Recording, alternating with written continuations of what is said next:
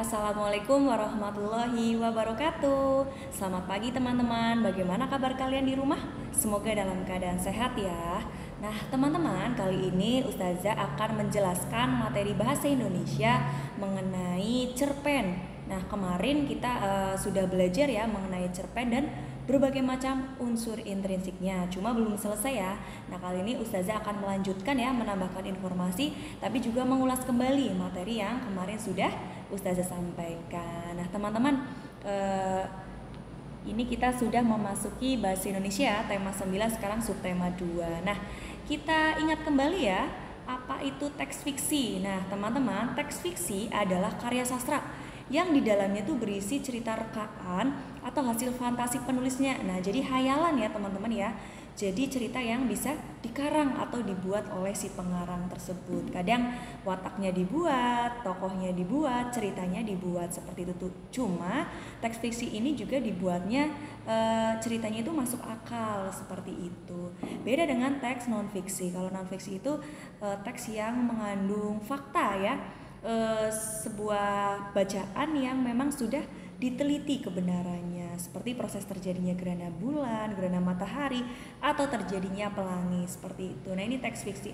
Nah ternyata teman-teman, teks fiksi ini ada berbagai macam jenisnya. Ada novel, drama, cerpen, dan lain-lain. Nah sekarang ini kita fokus pada cerpennya ya, salah satu dari teks fiksi tersebut.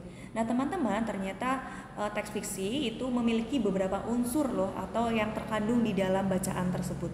Yang pertama ada tema. Nah masih ingat tema itu apa? Ada tema. Yang kedua ada tokoh, lalu alur atau plot atau jalan cerita ya teman-teman yang biasa kita kenal. Lalu ada latar, baik latar waktu, suasana, atau latar tempat ya. Terus ada konflik, ada klimaks, dan ada amanat. Nah kemarin kita sudah membahas tentang poin 1 sampai poin 5 sampai watak ya. Nah selanjutnya nanti akan dibahas tentang konflik, klimaks, dan amanat. Oke, next ya. Waduh. Nah cerpen, nah masih ingat nggak nih pengertian dari cerpen? Cerpen adalah suatu karangan ya, salah satu bentuk cerita fiksi ya, karya sastra yang memaparkan cerita kehidupan lewat tulisan pendek. Jadi tulisannya nggak panjang ya. Jadi cerpen itu adalah cerita pendek yang istilahnya kita baca itu sekali duduk selesai loh teman-teman. Jadi nggak berepisode-episode kayak gitu. Itu namanya cerpen ya. Nah next. Nah dalam cerpen itu memuat unsur intrinsiknya ya. Jadi ada tema. Nah tema adalah gagasan yang mendasari suatu karya ya. Ada tema kepahlawanan, tema tolong menolong, tema pendidikan, atau temanya atau intinya cerita itu tuh membahas apa. Nah itu temanya teman-teman. Kemarin sudah berlatih ya mencari tema. Selanjutnya ada latar. Latar atau setting adalah tempat, waktu, dan keadaan di sekitar peristiwa itu. Jadi kalau latar waktu misalnya ada latar waktunya pagi, siang, sore, atau jam, atau hari ya. Nah itu latar waktunya. Sedangkan kalau latar tempat itu biasanya menunjukkan tempat terjadinya. Misalnya di hutan, di rumah sakit, di sekolah, atau di rumah. Nah itu latar waktunya. Lalu latar suasananya nih. Wah, latar suasana itu cerita itu sedih, apa banyak tegangnya, atau banyak bahagianya. Nah itu ada 3 latar ya.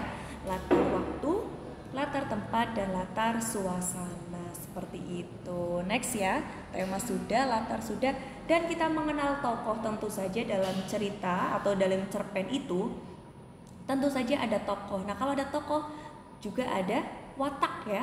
Jadi ini kan saling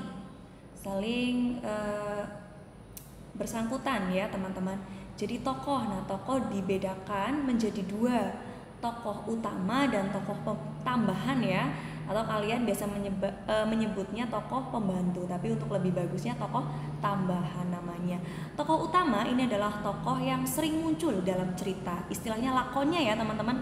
Kalau kalian melihat cerita-cerita atau kartun misalnya Upin Ipin ya, tokoh utamanya ya Upin dan Ipinnya. Kalau misalnya nih pada PPT-nya yang Ustazah tampilkan itu ada tokohnya itu detektif Conan seperti itu. Dan tokoh tambahannya bisa kalian lihat di situ ya. Ada Ran, ada profesor kayak gitu. Nah, itu tokoh tambahan, tokoh yang mendukung tokoh utama seperti itu. Nah, setelah kita mengenal tokoh, Kita mengenal watak, teman-teman. Masih ingat yang berwatak jahat itu namanya apa dan berwatak baik apa? Iya, yang berwatak jahat itu namanya tokoh antagonis ya, yang memiliki watak jahat, misalnya iri, dengki, sombong, jahat, licik ya. Itu yang termasuk tokoh antagonis ya, memiliki watak kayak gitu. Kalau yang baik, protagonis, baik, suka menolong, suka membantu, jujur, rajin, pokoknya sifat-sifat baik seperti itu. Bisa ya membedakan watak dalam tokoh masing-masing? Insya Allah bisa, karena sudah berkali-kali dijelaskan ya, tinggal sekarang lebih memahami atau mendalami materi tersebut. Setelah watak ada apa teman-teman? Nah, mengenal alur cerita. Nah, alur cerita atau nama lainnya the plot ya. Jadi alur ceritanya itu bagaimana ya? Ada alur cerita maju, mundur, dan campuran. Alur cerita maju itu gimana sih Us? Nah, Ustazah akan jelaskan ya. Ada ciri-cirinya teman-teman, jadi nggak usah khawatir. Alur maju adalah sebuah alur yang klimaksnya tuh di akhir cerita. Rangkaian peristiwa dalam alur maju sampai akhir itu dengan urutan yang baik gitu. Kalau alur maju, maaf, bisa kalian lihat ya, ada pengenalan ya, terus apalagi nih, muncul konflik ya, lalu ada klimaks, anti klimaks, dan penyelesaian gitu. Jadi pertamanya biasanya ceritanya pengenalan tokoh dulu. Nah, nanti kayak kemarin yang Ustazah jelaskan ya, pengenalan tokoh Malin Kundang misalnya, pengenalan dulu. Malin Kundang itu orang yang seperti apa dan ibunya itu bagaimana, dikenalkan dulu. Lalu muncul konflik. Nah, karena tetangganya mengejek, jadinya Malin Kundang itu kepingin merantau ya untuk memperbaiki ekonomi keluarganya. Nah, itu udah muncul klimaks tuh ya. Muncul konflik, maaf. Ya, karena diejek jadinya muncul konflik. Wah, akhirnya Malin Kundang itu merantau dan di sana dia menjadi orang kaya dan menikah dengan seorang putri ya. Nah, setelah itu dia kembali ke desanya dan malah berpura-pura tidak mengenal ibunya atau menjadi anak yang durhaka. Nah, itu nanti ada konflik, terus ada penyelesaiannya, dikutuk jadi batu. Itu alur maju ya teman-teman. Nah, kalau yang alur mundur, nah ini biasanya alur mundur ini kebalikannya dari alur maju. Jadi ditampilkan cerita penyelesaiannya dulu. Nah, nanti mundur, kayak misalnya pertama kali diceritakan itu tentang kalian sedang melaksanakan prosesi akhir husana. Nah, misalnya ceritanya tuh dimulai dari akhir husana. Nah, setelah itu alurnya mundur ya ke belakang. Nah, untuk mencapai proses akhir husana, nah di situ diceritakan perjuangan kalian mengikuti ujian praktek. Nah, itu alur mundur ya.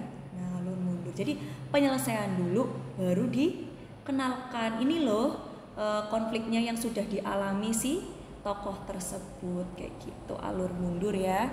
Next ada alur campuran. Nah, ini biasanya alur campuran ini itu rada membingungkan ya.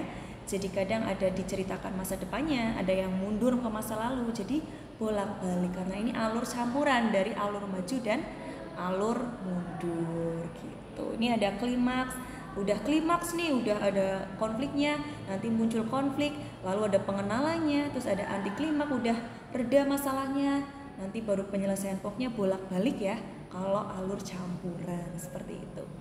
Lanjut lagi nah ini kita mengenal konflik ya, kemarin belum sampai penjelasan konflik. Nah teman-teman, konflik adalah kejadian paling penting ya, merupakan unsur yang paling dibutuhkan demi mengembangkan plot dan memperkuat suasana.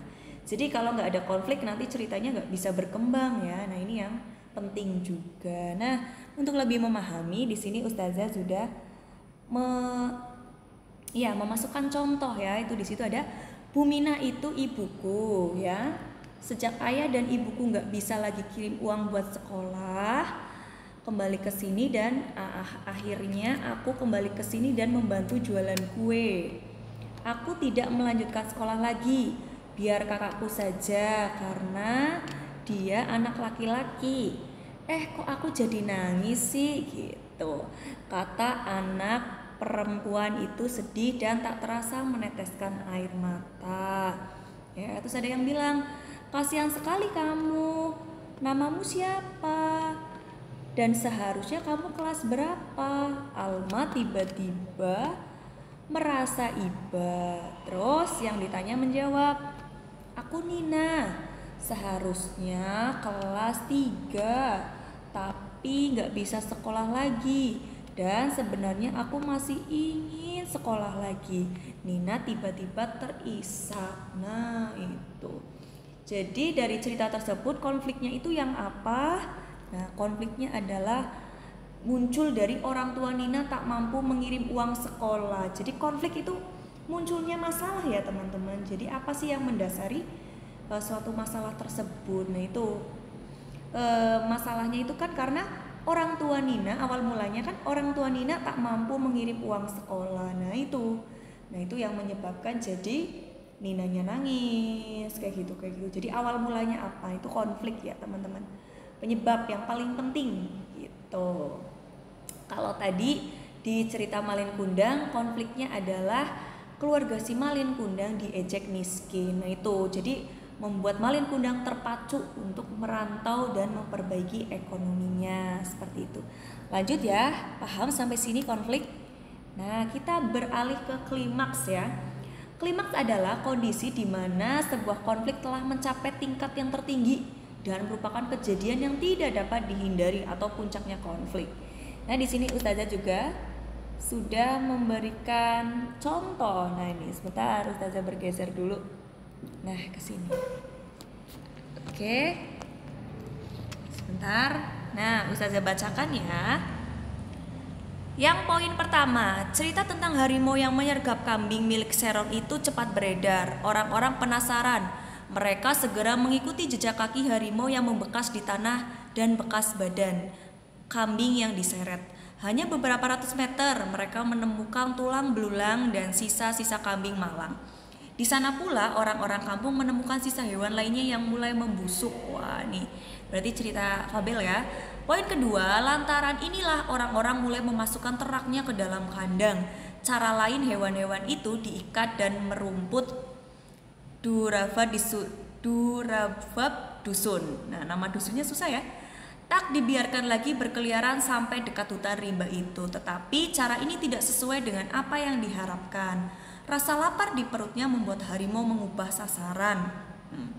Poin ketiga, 3 minggu tak mendapatkan ternak lagi, dia menyergap anaknya Kudik. Bocah laki-laki 6 tahun itu diterkamnya saat sedang bermain perang-perangan dengan kawan-kawannya di darat dusun. Wah, kawan-kawannya histeris, pucat pasi dan lari terbirit-birit, meninggalkan bocah malang itu menjerit-jerit dan diseret harimau ke dalam rimba. Wah teman-teman, ini ada anak kecil ya yang dimakan oleh harimau teman-teman. Terus yang keempat, gemparlah dusun Tanah Abang jelang siang itu. Baru kali ini sepanjang sejarah Tanah Abang harimau menyerang dan memakan manusia. Laki-laki berbondong-bondong mengejar harimau itu. Nah bayangkan ya, berarti puncak masalahnya adalah anak kecil itu dimakan harimau. Nah pasti setelah itu terjadi keributan, banyak sekali orang yang tidak terima. Nah maka dari itu klimaks dari cerita ini adalah anak kecil yang dimakan harimau. Atau poin ketiga adalah klimaksnya. Seperti itu teman-teman. Dapat dipahami sampai sini? Jadi klimaksnya itu yang benar-benar genting ya, benar-benar yang puncaknya permasalahan seperti itu. Kalau di Malin Kundang puncaknya permasalahan adalah ketika si Malin Kundang itu tidak sangat-sangat menolak ya untuk mengakui bahwa yang berpenampilan tidak baik itu adalah ibunya. Dia nggak mau mengakui ibunya sebagai ibunya sendiri karena penampilan ibunya itu tidak sesuai dengan apa yang diharapkan, karena lusuh ya. Nah jadinya Malin Kundang itu malu di depan istrinya. Nah itu klimaksnya teman-teman. Nah ya itu kan setelah itu kan ibunya langsung sedih banget dan kecewa, akhirnya mengutuk si Malin Kundang tersebut. Nah itu tadi konflik, klimaks, dan yang terakhir ada amanat. Amanat adalah pesan ya tertentu yang memang sengaja diberikan oleh pengarang kepada para pembaca terkait persoalan di dalam sebuah cerita. Kita lihat contohnya.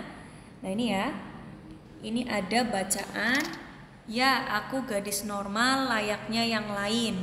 Tanpa satu kaki bukanlah masalah, tanpa satu kaki bukanlah penghambat untuk meneruskan segala mimpi yang tersimpan dalam diri.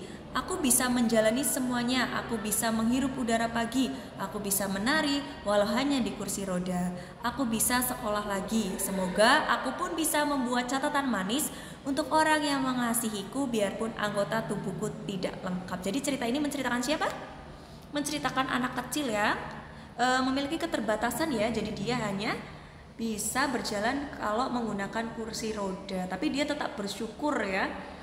Iya, tetap bersyukur dan tidak mengutuk tentang apa yang sudah diberikan oleh Allah. Dia tetap bersyukur. Nah, ini amanah dari kutipan cerpen ditegaskan pada kalimat tanpa satu kaki bukanlah masalah. Tanpa satu kaki bukanlah penghambat untuk meneruskan segala mimpi yang tersimpan dalam diri. Nah, itu ada petikan itu ya. Yang artinya amanat ini adalah yang ingin disampaikan adalah kekurangan tidak menghalangi kita untuk berkarya, misalnya kayak gitu. Amanat ya, atau pesan yang diambil seperti itu. Nah, kalau pesan misal di cerita Malin Kundang, kira-kira pesannya apa teman-teman dari cerita Malin Kundang? Apa? Iya, kita tidak boleh durhaka ya terhadap orang tua ya. Jangan lupa tentang jangan lupakan di mana kita berasal ya, jangan sombong. Terus ya yang paling penting intinya jangan durhaka ya. Dalam cerita Malin Kundang itu amanat yang bisa kita ambil. Setelah itu ada sudah selesai teman-teman. Nah, jadi itulah ya tadi ya teks fiksi dan juga contohnya adalah cerpen, dan ada beberapa unsur intrinsik, ada tema, latar, watak, tokoh, dan lain sebagainya. Ada 8. Semoga kalian memahami penjelasan dari Usragil. Jika ada yang ingin ditanyakan bisa kalian WA atau WhatsApp Usragil maupun Usafi, wali kelas kalian. Mungkin itu yang bisa Ustazah sampaikan. Kita ketemu lagi di lain waktu pada materi selanjutnya, yaitu masih tema 9 cuma subtema 3. Seperti itu ya teman-teman. Terima kasih. Jangan lupa kerjakan soal di Google Form. Bila ada kekurangan atau salah kata dari Usragil mohon maaf. Terima kasih. Wassalamualaikum warahmatullahi wabarakatuh. Tetap semangat. Dadah.